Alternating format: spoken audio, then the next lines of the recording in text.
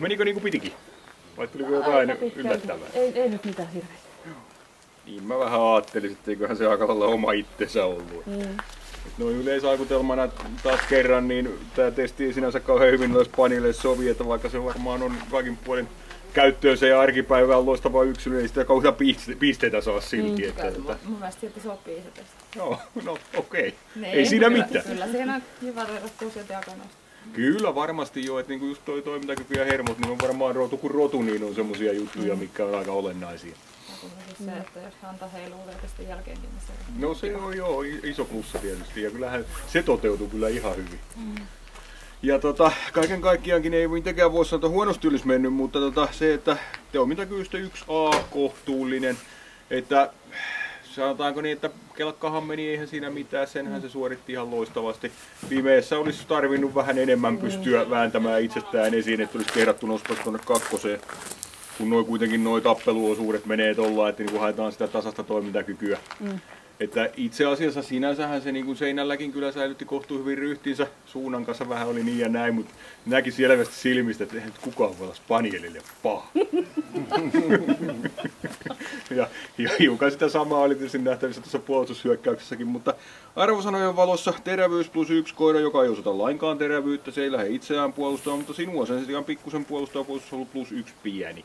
Et siinä se meso on edessä sen verran ja vaihtaa toki taakse aika nopeasti ja vähän huutelee sieltäkin, mutta näkee selvästi, että jotain tarvitsisi tehdä, kun vaan osaisi jotain tehdä.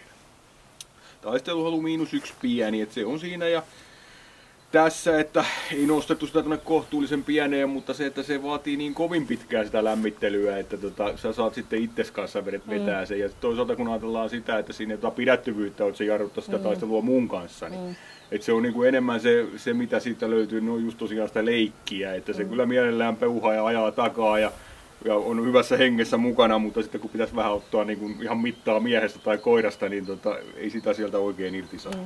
Hermorakenne +1A hieman rauhaton. Kestää ihan hyvin nämä meidän jutut, mutta välillä vähän täytyy pikkusen piipata ja vähän teputtaa, mutta ihan kuitenkin selviää liehuvin lipuin. +3 viilakas. Keskittyy kyllä niihin oikeisiin asioihin. Et välillä vähän täytyy teputtaa silloin kun on vapaata, mutta se ei näy kuitenkaan sitten taas toiminnassa enää. Et silloin se kyllä keskittyy ihan oikeaan suuntaan ja oikealla voimakkuudella. Kohtuullisen kova +3.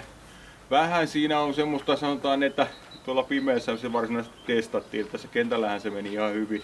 Ja pimeässä se kesti sen kolauksen, että siellä lähinnä jäi kattelemaan sitten taas sitä, että mikä ton tuli. Et ei se niinku lähtenyt väistämään sitä penkkiä, vaan tosiaan kattelee että kun se on tähän asti käyttäytynyt, se yhtäkkiä rupeaa resuamaan.